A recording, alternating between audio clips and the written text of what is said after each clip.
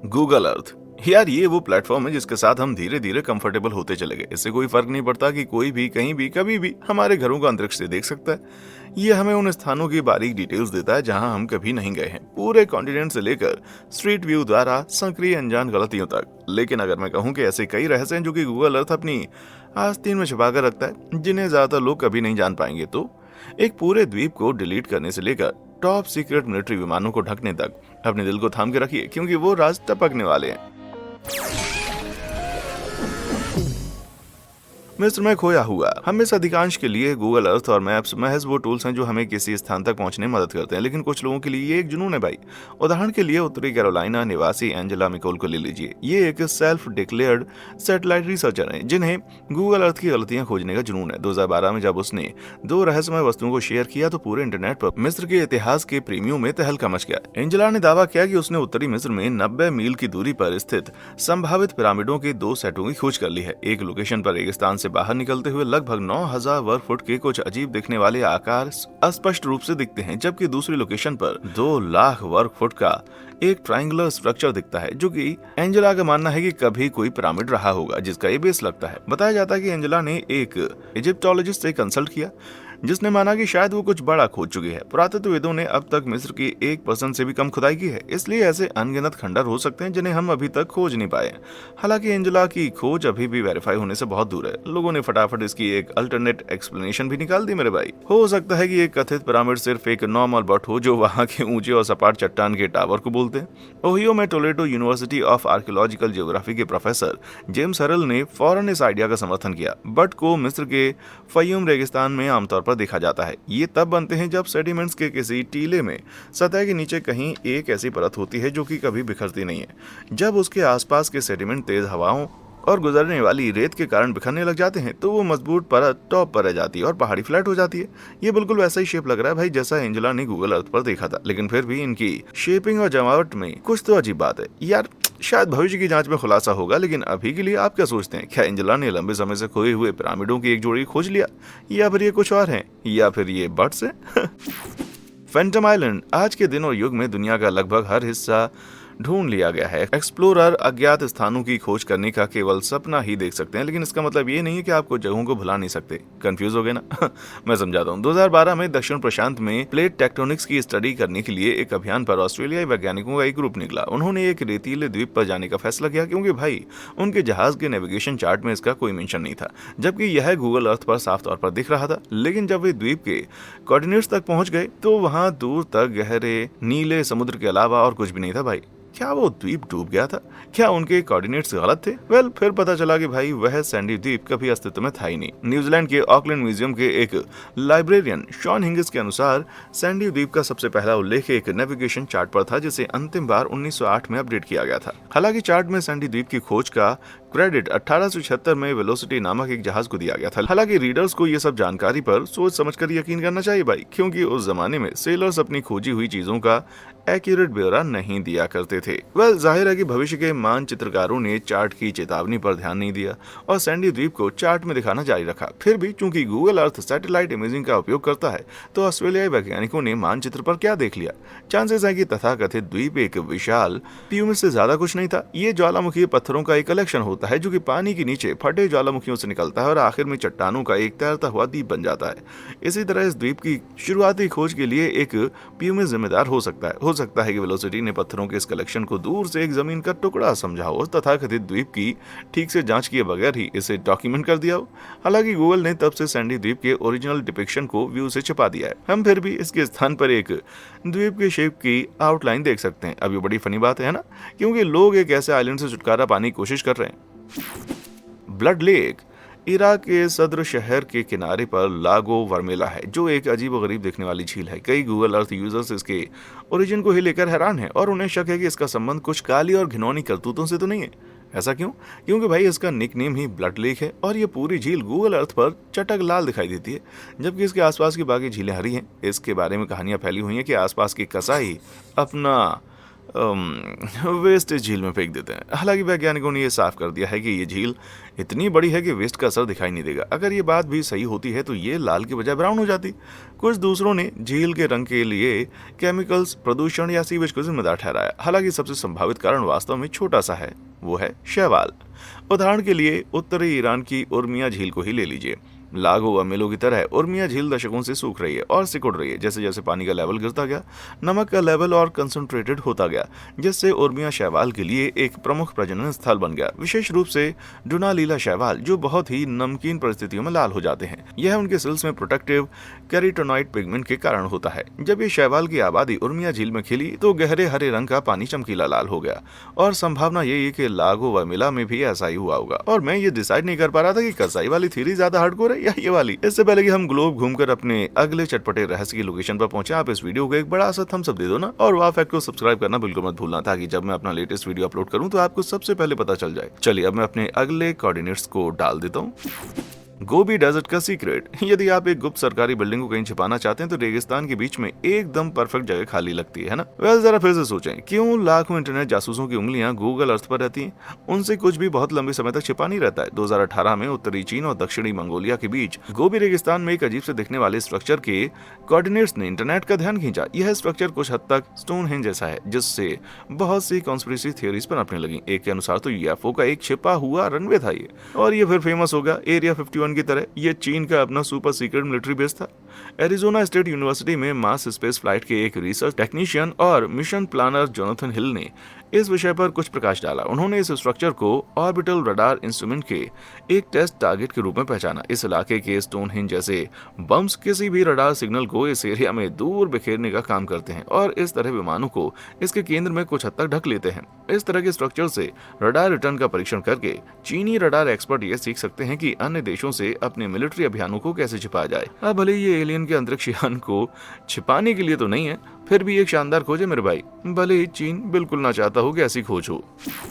Alien space cathedral. यदि आप Google Earth new Mexico के पहाड़ी मैदानों को वर्चुअली एक्सप्लोर करेंगे तो ट्रेमेंटिना की छोटी बस्ती के पास आपको एक अजीब सा पैटर्न मिलेगा जो उस लैंडस्केप में तराशा हुआ है। इस पैटर्न में 2 इंटरलॉकिंग सर्कल हैं जिनके बीच में हीरे बने हैं।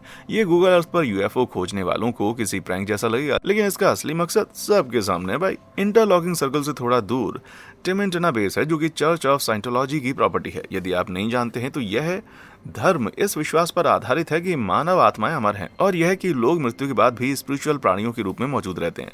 ऐसा माना जाता है कि साइंटोलॉजी के फाउंडर एल रॉन हार्बर्ट ने अपने लेखन को टाइटेनियम कैप्सूल में रखकर इस बिल्डिंग में प्रिजर्व कर दिया था। और जो 2 इंटरलॉकिंग सर्कल हैं, इन सिंबल्स को साइंटोलॉजी चर्च द्वारा एक्चुअली ट्रेडमार्क किया गया था। इनको वहां इसलिए रखा गया था ताकि जब साइंटोलॉजिस्ट मरने के बाद ब्रह्मांड की यात्रा करने की शक्ति प्राप्त कर ले तो इन्हें गाइड करके किसी सेफ जगह ले जाएं। शायद ये वो नहीं निकला जो आप सोच रहे थे, है ना? लेकिन यार मुझे लगता है कि ब्रह्मांड की यात्रा करने वालों को रोड साइंस की भी जरूरत पड़ेगी। Antarctic disk. आमतौर पर जब कोई उड़न तश्तरी की खोजने की बात करता है तो आप शायद ये उम्मीद नहीं करते कि ये बर्फीले अंटार्कटिक में किसी पहाड़ के किनारे उतरेगी। अक्टूबर 2020 में एक यूएफओ उत्साही जब गूगल अर्थ को स्कैन कर रहा था तो उसने दावा किया कि उसने अंटार्कटिक की पिघलती हुई बर्फ में एक 60 फीट चौड़े एक एलियन तश्तरी खड़े हुए देखा। कुछ कमेंटेटर्स ने कहा कि यह डिस्क इतनी परफेक्टली कवर्ड है कि यह एक नेचुरल चीज तो नहीं हो सकती है।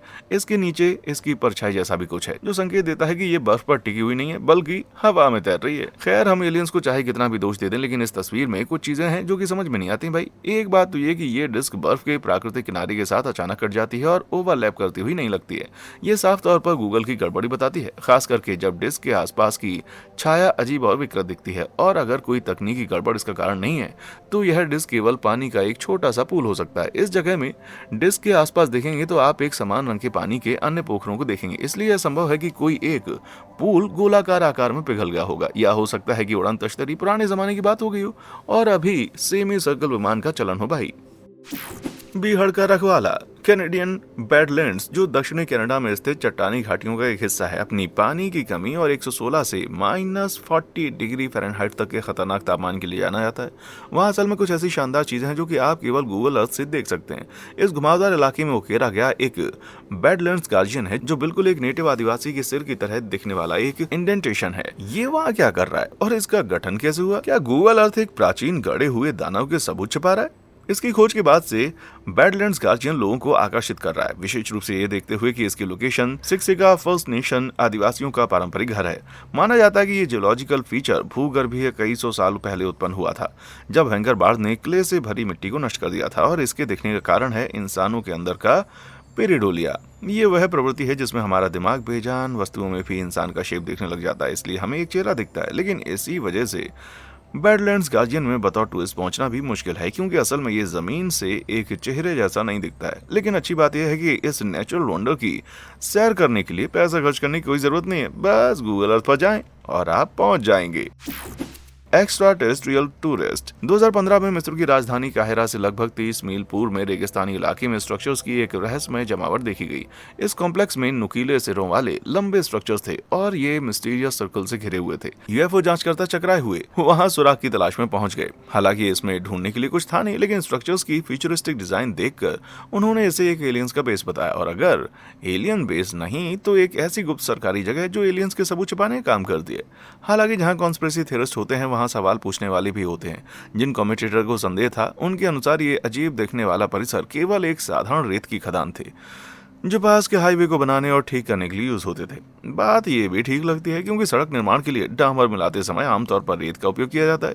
ये विचित्र सर्कल बस रेत के टीलों के लिए गाइड जोन हो सकते हैं और जो रैंप हैं वो मोबाइल क्रेन जैसे वाहनों के रेत ढोते समय ड्राइव करने के लिए हो सकते हैं। खैर उसके बाद से पूरी चीज गूगल अर्थ से गायब हो चुकी है। लगता है भाई गूगल जो बता रहा है उससे ज्यादा बड़ा कोई राज हो सकता है ना, या फिर हो सकता है कि हाईवे का काम कंप्लीट हो गया हो। वैसे हमारी किस्मत है कि कुछ रहस्यों को ये नेविगेशनल प्लेटफॉर्म आसानी से नहीं मिटा सकता। एक इजिप्शियन ऑब्जेक्ट है जो कि आज भी गूगल अर्थ पर विजिबल है, वो है रेड सी के पास एक रहस्यमय इंटरलॉकिंग स्पाइरल। ये स्पाइरल बिल्कुल एलियन जैसा लगता है और इसे एक्स्ट्रा टेरेस्ट्रियल स्पेस क्राफ्ट की लैंडिंग स्ट्रिप या फिर एक दूसरी दुनिया में जाने का पोर्टल माना जाता था। यार ये सही भी हो सकता था। जरा याद कीजिए उस साइंटोलॉजी सिंबल को जो कि हमने ट्रेमेंटिना में देखा था। हालांकि थोड़ा खोदें तो फौरन ही डेजर्ट के इस अजूबे की सच्चाई सामने आती है। ये स्पाइरल असल में एक एनवायरमेंटल आर्ट इंस्टॉलेशन है जिसे डेजर्ट ब्रीथ कहा जाता है। ये डाने स्ट्रेटो और स्टेला कॉन्स्टेंटिनाइडस का काम है। भले ही 1100 फीट चौड़ा ये आर्टवर्क 2015 में गूगल अर्थ पर खोजा गया था। यह असल में बहुत पहले 1997 में बन चुका था। इस आर्टवर्क का मकसद रेगिस्तान को दिमाग के एक लैंडस्केप के रूप में चित्रित करना है। ये इसके अनंत ड्यून्स को विचार की अथाह ताकत से कंपेयर करता है, या फिर शायद कुछ ऐसे लोगों के दिमाग से जो एक बंजर भूमि जैसे हैं। धंसा हुआ सत्य। जब रहस्यों की बात आती है तो समुद्र अपनी अनकही सच्चाइयों को छुपाने में बड़ा माहिर है, लेकिन फिर गूगल अर्थ इसकी लहरों के नीचे तक घुस गया और बहुत सी साइट्स पर पानी के नीचे के स्नैपशॉट अपलोड होने लगे। जून 2021 में फ्लोरिडा कीज के पास समुद्र का एक पट्टा तब वायरल हो गया जब एक गूगल अर्थ यूजर ने समुद्र तल पर पत्थर के रेक्टेंगल्स के एक अजीब फील्ड की खोज की और इसके पास तो और भी अजीब एंटीना जैसे स्ट्रक्चर्स थे जिसमें से कुछ अटपटा निकल रहा था। क्या अटलांटिस का डूबा हुआ शहर आखिरकार मिल गया? जी नहीं, ये अजीब स्ट्रक्चर्स असल में एक कोरल नर्सरी का हिस्सा है जिसे फ्लोरिडा के कोरल रीफ्स को बचाने के लिए बनाया गया था जो पॉल्यूशन से डैमेज हो गए थे। क्षतिग्रस्त कोरल के टुकड़ों को मेटल के कोरल ट्रीज पर तब तक रखा जाता है जब तक वे अपने प्राकृतिक आवास में वापस आने लायक स्वस्थ नहीं हो जाते। 2021 तक कोरल रेस्टोरेशन फाउंडेशन ने ऑलरेडी 1,30,000 एंडेंजर्ड कोरल पौधों को फ्लोरिडा की रीफ्स में लौटा दिया है। यार वैसे ही उतना बुरा नहीं दिखता, वरना कोरल फॉर्म तो रोबोट के कब्रिस्तान जैसा दिखता है। कब्रिस्तान के किराएदार, क्या आपको इस इमेज में कुछ अजीब दिखाई दे रहा है? ये हंट्सविले टेक्सास में मार्था चैपल कब्रिस्तान में ली गई और गूगल अर्थ पर अपलोड की गई है। ऑनलाइन कमेंटेटर्स के अनुसार ये एक यंग भूत जैसी लड़की को एक पेड़ के पीछे से झांकते हुए दिखाता है। कुछ लोगों ने इसे बैकग्राउंड से झांकती हुई ग्रिम रीपर कहा है। इंटरनेट के उन जासूसों के अनुसार जिन्होंने इस इमेज को स्ट्रीट व्यू में देखा है, ये लड़की निश्चित ही एक आत्मा है क्योंकि उसका रंग वैसा ही है और साथ ही ये कब्रिस्तान में भी भटक रही है। लेकिन 2018 में फोटो के वायरल होने के बाद ही फोटोग्राफर जॉन वेल्स ने सामने आकर स्वीकार किया कि लड़की असल में उनकी बेटी थी और जब उन्होंने स्ट्रीट व्यू के लिए 360 डिग्री फोटोशूट की थी तब वो वहां पर छुपी हुई थी। अब लड़की भूत नहीं है ये तो हम समझ गए, लेकिन दूर कब्रों पर मंडराती दूसरी आकृतियों के बारे में क्या कहेंगे भाई? वेबसाइट टेक्सास एस्केप के अनुसार हंट्सविले में कब्रिस्तान की ओर जाने वाली सड़क को लंबे समय से डेमंस रोड नाम दिया गया। कई यात्रियों ने सूचना दी है कि उन्हें इस एरिया में परछाइयां दिखाई देती हैं या फिर यहाँ एक डर उनके ऊपर छा जाता है। लेकिन भाई इस इमेज की क्वालिटी खराब है, इसलिए उस ब्लैक ब्लॉब को एक शैतान आत्मा करार देने की जल्दी मत करो।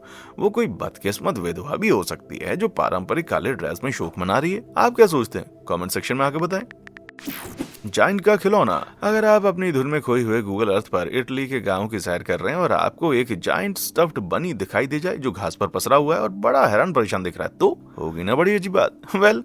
विचित्र किंतु सत्य, ऐसा परेशान बनी हकीकत में मौजूद और ये उतना ही निराला है जितना कि आप सोच रहे हैं। इसका नाम है हेज और ये असल में एक आर्ट इंस्टॉलेशन है जो उत्तरी इटली में कोलेटो फवा पर्वत पर है। पूरे 200 फीट लंबे और 20 फीट ऊंचे इस बनी को 2005 में वियना के आर्ट कलेक्टिव गेलेटिन द्वारा पहाड़ी पर रखा गया था। ये विशाल बनी फैब्रिक से बना है और स्ट्रॉ से भरा हुआ है। इसे इंस्टॉल करने के बाद इस एरिया में बहुत से टूरिस्ट आने लगे, लेकिन भाई हाल के वर्षों में ये गूगल अर्थ से गायब हो गया। लोग सोच रहे हैं कहीं किसी ने इसे बर्बाद कर दिया, चुरा तो नहीं लिया, लेकिन फिर पता चला कि हालांकि इसकी मूर्तिकला 20 साल तक चलने के लिए बनाई गई थी, लेकिन दुर्भाग्य से ये पिंक ब्राइट बनी सड़ने लगा और उम्मीद से कहीं ज्यादा तेज से मिट्टी में फेड हो गया। 2016 तक ये लगभग पूरी तरह से डिकम्पोज हो गया और अब तो कार्टून के किसी क्राइम सीन की तरह केवल इसकी आउटलाइन बची हुई है। जहाज से सामना। गूगल अर्थ पर चहल पहल वाले हांगकांग को ब्राउज करते समय आप गगनचुंबी इमारतों के बीच छिपी हुई एक अटपटी सी चीज देखेंगे। जी हाँ, ये एक असली क्रूज शिप है, लेकिन ये वहां क्या कर रहा है? खैर, मानो न मानो, ये छिपा हुआ क्रूज जहाज वास्तव में एक विशाल शॉपिंग मॉल है जिसे वाम्पोआ कहा जाता है। 300 से अधिक दुकानें और रेस्टोरेंट समेटे हुए ये निराला मॉल न केवल हाई एंड रिटेल पेश करता है बल्कि एक बहुत ही यूनिक समुद्री यात्रा का एक्सपीरियंस भी प्रदान करता है। और ये यूनिक एक्सपीरियंस ये है कि आप जितने भी पैसे क्रूज में खर्च कर पाते उतने यहाँ आप कर देंगे और आपको सी सिकनेस भी नहीं होगी।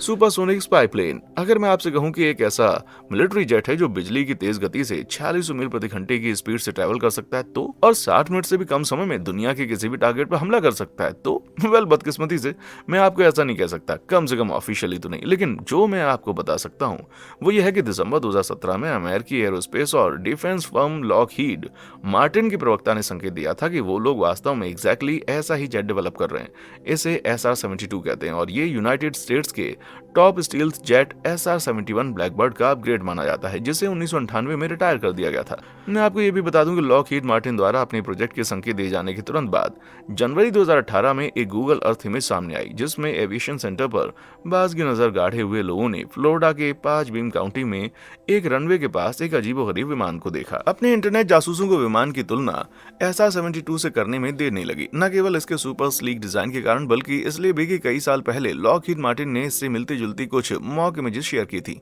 क्या ये सच हो सकता है? क्या यूनाइटेड स्टेट्स का ब्रांड न्यू स्पाई जेट हर किसी के सामने वहां खड़ा हो सकता है? कुछ संशयवादियों को डाउट है और कई लोग इस तथाकथित प्लेन को स्पीड बोट भी बता रहे हैं और स्पेसिफिक कहें तो एक हाइड्रोप्लेन बोट। वैसे ये पानी पर उड़ने वाली उन तेज नावों जैसा तो लग ही रहा है, लेकिन यार स्पाई प्लेन कहने में ज्यादा मजा है ना। अदृश्य विमान। कहते हैं कि अगर आप कुछ छिपाना चाहते हैं तो नजरों के ठीक सामने छिपाइए।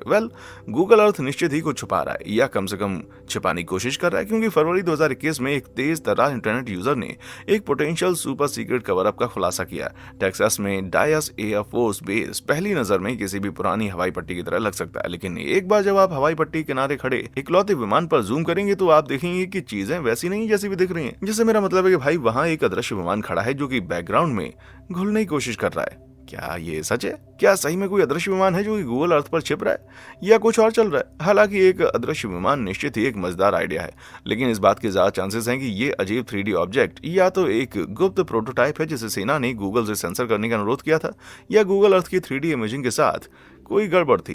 दूसरा ऑप्शन ज्यादा पॉसिबल लगता है क्योंकि इसके बगल वाले विमान का पिछला हिस्सा भी किसी एंगल से आधा इनविजिबल हो जाता है। ये भी पॉसिबल है कि इसी के जैसा दूसरा विमान इस अदृश्य विमान की जगह पर पार्क किया गया था और गूगल ने उसे 3D मॉडल का बेस बना लिया। फिर जब गूगल ने फोटोग्राफिक स्किन अप्लाई की तब तक वो उड़ चुका था, जिस कारण सिस्टम को फ्लोर को प्लेन के शेप पर ओवरले करना पड़ा। लेकिन ये पॉसिबल है भाई कि गूगल अर्थ हमें कुछ खोजने से भटकाने की कोशिश कर रहा हो।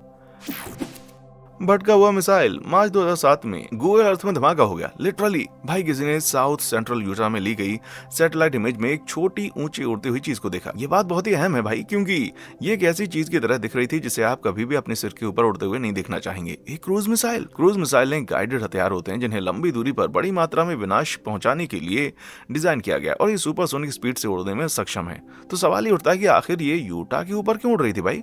क्या गूगल अर्थ ने गलती से किसी ऐसी चीज को कैप्चर कर लिया जो उसे नहीं करना चाहिए था? वेल, पहली नजर में इस इमेज की चीज वास्तव में एक मिसाइल की तरह दिखती है, लेकिन यदि आप ऑब्जेक्ट को जूम इन करते हैं तो आप इसके दोनों तरफ दो गहरे रंग के पंखों के गड़बड़ अवशेषों को देख सकते हैं। इसके अलावा कुछ इंटरनेट जांचकर्ताओं ने गूगल अर्थ के रूलर का इस्तेमाल करते हुए जब उस कथित मिसाइल को नापा तो वो 90 फीट लंबा निकला।